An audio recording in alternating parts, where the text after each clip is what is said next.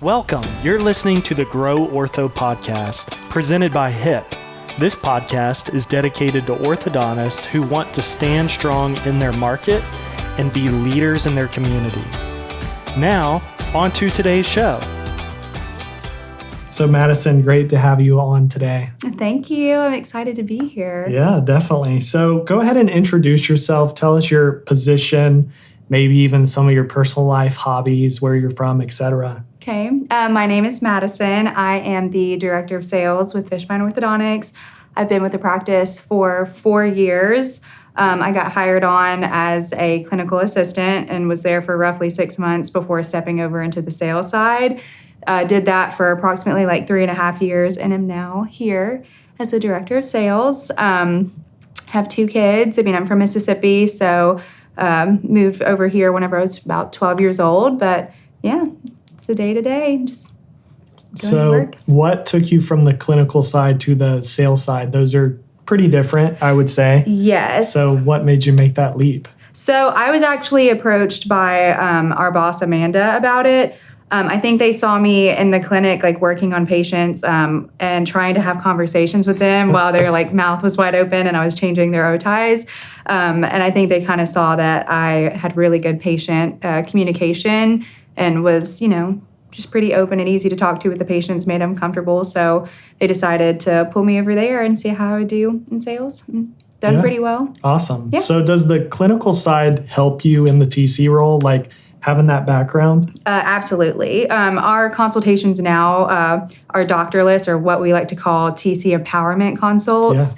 Yeah. So it really does make all the difference kind of having clinical knowledge. Whenever a doctor gives me a treatment plan and I have to go back and explain it to the patient, what we're doing, why, what appliances we're using and how they work, it definitely has been a benefit that way. So I just interviewed Dr. Ben 2 weeks ago, and we talked a little bit about this consult. And some people, as doctors, say I would never do that, or that sounds, maybe even you'll hear words like unethical. But right. I've seen several offices do it. And what I was telling Dr. Ben, and he hadn't thought of it this way, is a lot of doctors aren't super good with people, and they can get nervous or kind of shy. And just talk forever in a consult.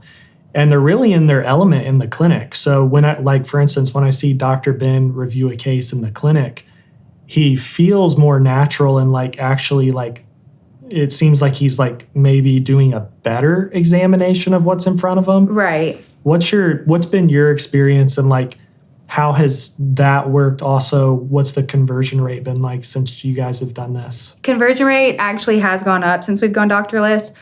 Doctors are just very technical. So whenever our doctors would come in, we would have them on a no more than 2 minutes, you're in here type rule. But they just start getting, we're going to rotate this tooth this many degrees and we're going to do this many millimeters of expansion. And the more information the doctor was giving to the patient or the parent of the patient, the more overwhelming it became. So I think it was a little bit intimidating for the patients to have the doctor in there, especially whenever they get cozy and they sit down and they want to try to get a relationship with them. So conversion rates have gone up, consultation times have gone down, and it's just nobody's really had any pushback. We maybe had 2 or 3 patients who have asked for the doctor, which is no big deal. We'll just go grab the doctor. Yeah. So it's been pretty seamless. It's been a benefit for sure. That's awesome. So let's talk and kind of break down the TC role. I'm actually writing a book about the TC role, and so I'm doing a series of interviews around the position. So you talked about this a little bit, how you were very chatty in the clinic. Obviously, that can be good in a sales role, but what type of person do you think the TC role needs to be? I think it's someone who needs to be their own go-getter. You have to know the sale isn't just going to fall into your hands. You have to work for it a little bit. You have to be bubbly, you have to be energetic, and you also have to be relatable to the patient. Because some of these people, this is the first time they've ever walked into an ortho office. They're hearing this intricate treatment plan and then the fees come along with it. You have to be someone that they can relate to and actually have a bond with them in that moment where they can be open enough to tell you this isn't going to work for me, or this does, but can we change this? So just being personable, being relatable, and then just kind of being outgoing and confident in the room. Yeah. What have you seen that characteristics wise or like personality wise may get in the way of being a good treatment coordinator? I think one of the hardest things that I had to overcome when stepping into the TC role is I wanted to be my conversion rate be 100% same days every single time. And it's just not realistic to be so hard on yourself to have every single patient be a same day. So I feel like if you're too much of a perfectionist, it can kind of be detrimental to you and your outcome in the role. I was just trying to think too, like, and this is kind of probably across every role, like if people are negative, Yeah. you know? So it's just like if you've seen that or like experienced that at all, obviously like broad strokes. I think, something that can be detrimental in like the TC room, like as a TC, is being like too pushy, not being able to like take a no and then making the patient feel uncomfortable. I feel like that's something that sometimes you get them, sometimes you don't. I mean, you 100% want to get them, but when you don't get the answer you're looking for, don't turn like spicy on the patient, if that makes sense. Yeah, Harrison has this phrase, HILA. It's high intent, low attachment. Yeah. So I have high intent. I want to move you forward. I want you to get the best results. I want that great smile. But if you say no, it's okay. Right, exactly.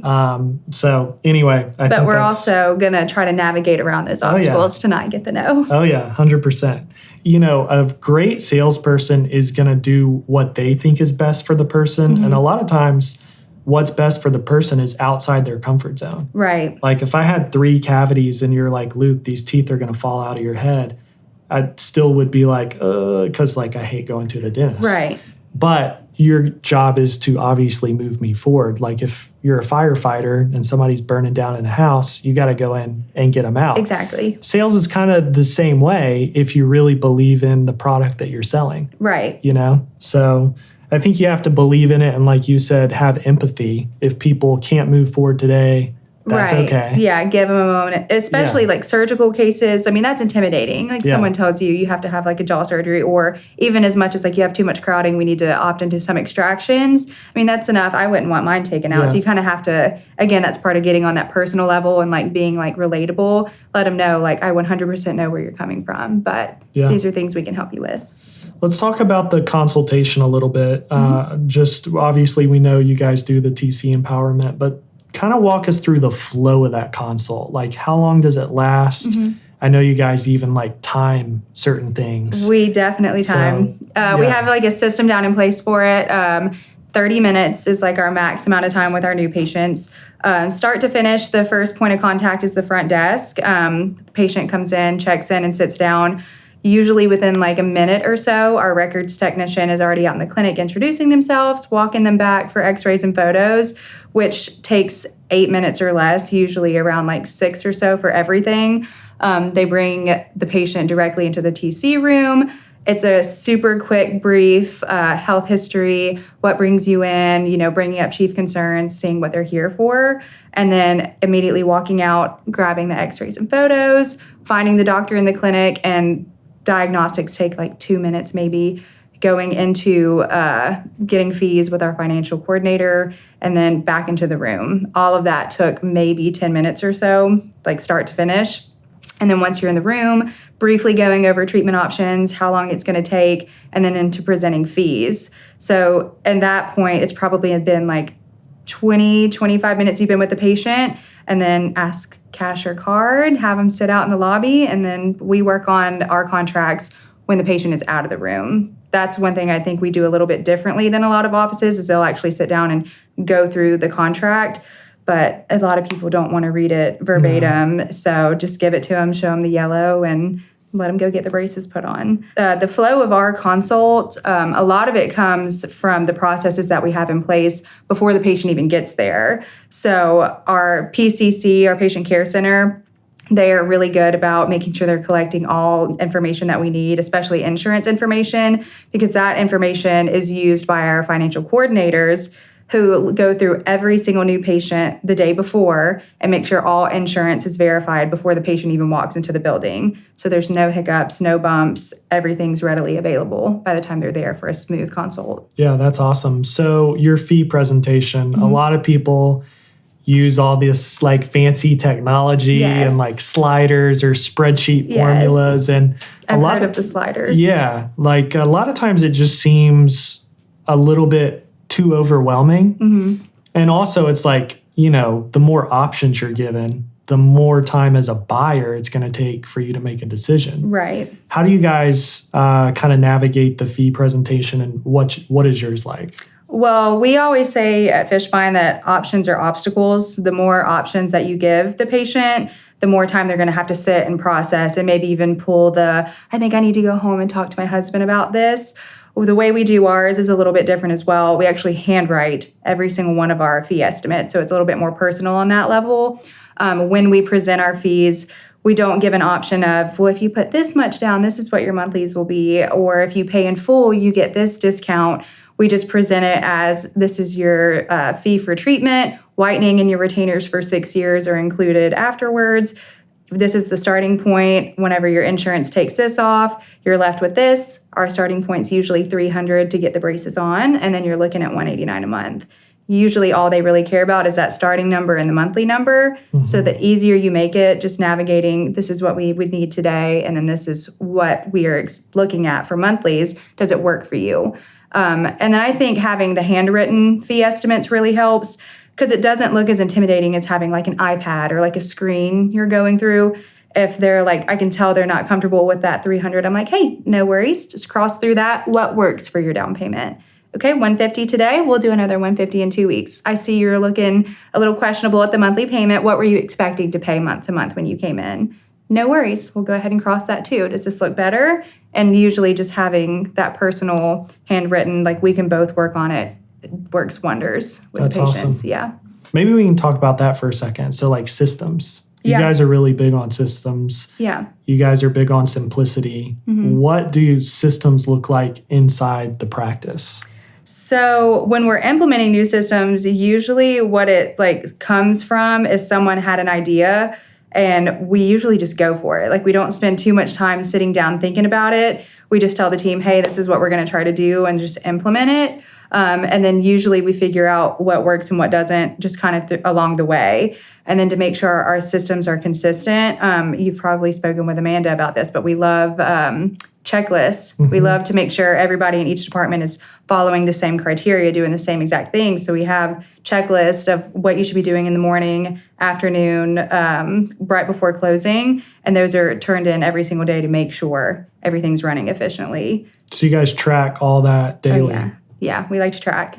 Awesome. Love checklists, love tracking. We love accountability. It's fantastic. But it keeps it simple and also lets people know what they're expected to do. Correct, yeah. And then it also, I mean, in a busy practice, things get overlooked. So it also makes sure, like, even if you're having a moment of like, what was I doing? You can just look and it's right there what you should have been doing. Yeah, it's like a cheat sheet. Yeah. Yeah, that's awesome. All right, let's talk a little bit about same-day starts. I think you guys start same day like 80%. Yeah. Somewhere around there? Yeah, we're at about 80% right now. So when is that first mentioned to the patient? You mentioned the PCC. Are they the ones kind of pre-framing the same day possibility? Yes, I think an easier answer is where is it not mentioned? I mean, it's on our website. Any of like our digital ads are usually tied to a same day incentive of some sort, like some promo or something they can get. PCC is a big one. When a new patient calls and sets up an appointment, they get them scheduled where they're going, collect the information, and then they pretty much end the conversation of, you know, whenever we see you, we're going to be doing a series of x-rays and photos. If you want to stay just a little bit longer that day, we do have the opportunity for you to same day start. That's when they even mention same days are usually around $300 to get started. Monthly payments can be as low as $129, but your TC will go over all of that during the consultation and make sure everything works for you. So it's teed up for you guys just to kind of take them naturally to that next step. Right, because we don't want them walking in and being like, we had no idea we could start today. Right. Like we want them knowing, okay, I need $300 when I go in, and I need probably another 30 minutes outside of my consult to get it done. Yeah. A lot of people say how much treatment is going to cost and focus on that. So let's just say your average case is like $6,000 or $6,250. That's what people say. It's going to be $6,250. Right. And then they kind of work backwards from there. Maybe their down payment's $1,000. It's going to be $250 a month. You guys obviously do extended payments, so you're able to make that monthly easier. But what's your philosophy or system around saying the big number? So we usually don't use the big number. So patients, whenever they call in, sometimes they will ask the PCC, what is it going to cost for me to get braces? And the PCC has some verbiage. It's along the lines of, well, unfortunately, we don't have an exact number for you right now. It's based on your treatment time, but we can get you in for a consultation, a complimentary consultation, where you'll meet with your treatment coordinator who can give you those numbers, and then they'll do. But the down payments are very manageable, $300 or a split $150, and then monthly payments below $200. And usually when they hear those small ones, they're like, oh, well, we can make anything work. Yeah, it's kind of interesting. I don't know if you noticed this, but like car commercials, for instance, when they end, they typically end with like a monthly. And so let's just say it's like $650 a month, or as low as $650 a month. And this is anywhere from like Kia to BMW. It doesn't matter what car commercial it is.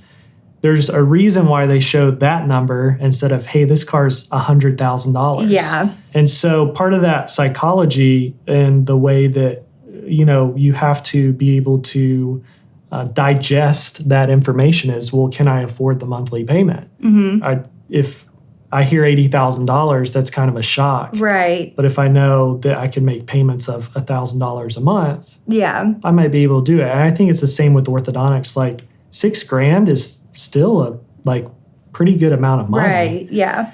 And so making it more digestible, palatable, I think is obviously it's worked for you guys really well, and for the other offices that adopt it. Yeah. Also. I think it's catering it more towards what they have versus not what they don't have. Because a lot of people could look at it and be like, I don't have $6,000 for braces, but you do have $300 to at least get them on. So 100%. And with that, like, how does the practice revolve around the patient, not only with pricing, but it seems like everything you guys do is focused on what's best for the patient and their experience.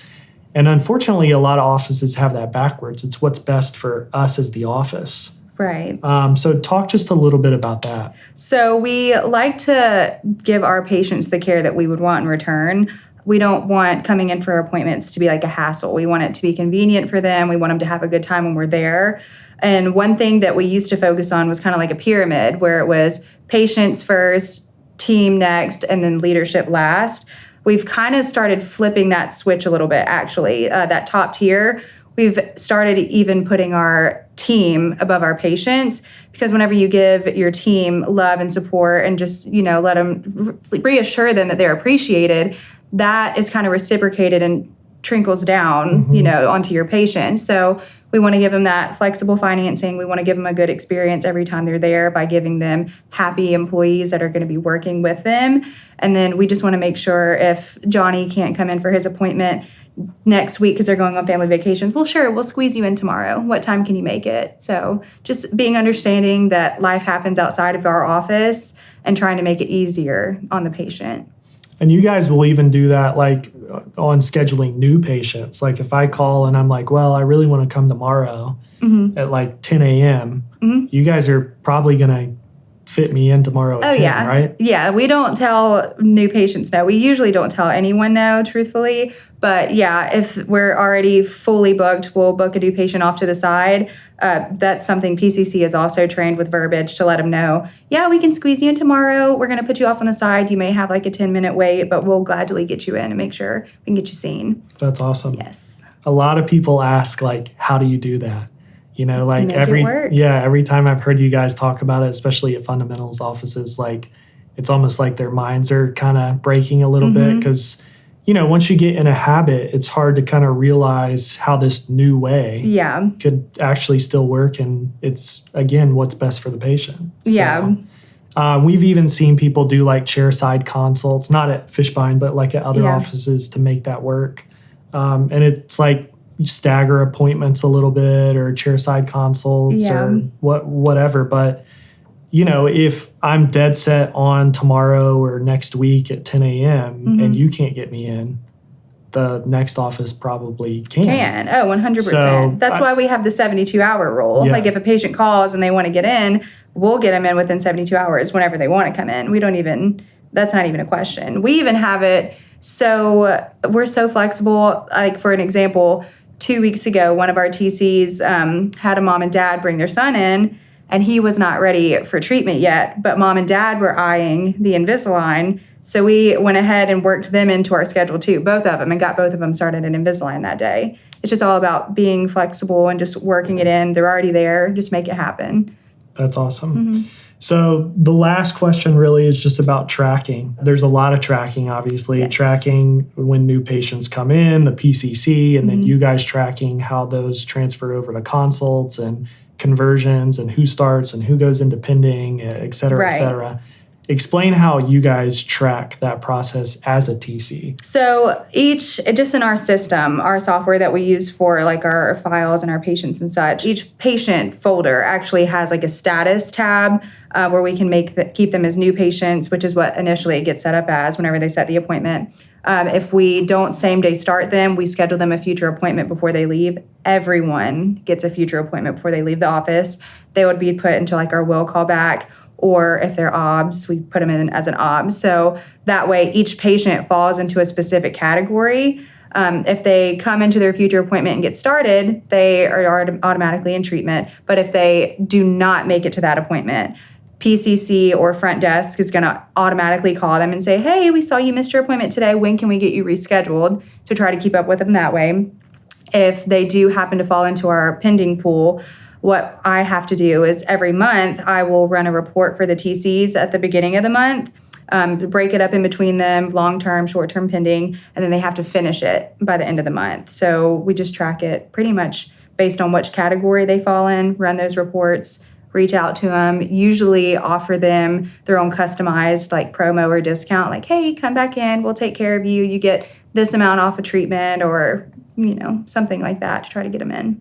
Awesome. Well, any last words, any advice, any topics that we didn't cover? Not much of what that I can think of. I would suggest anyone who is interested in kind of seeing it like on the back side of things, come to one of our Fishbein fundamentals or sign up to do one-on-one sessions with us. If you want to spend a whole day, watch how all the systems play out, reach out to Casey, Kasey, Kasey at fishortho.com.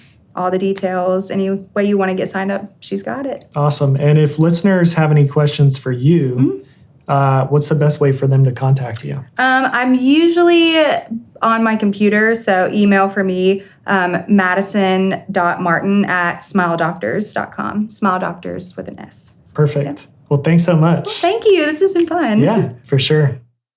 Thanks for listening.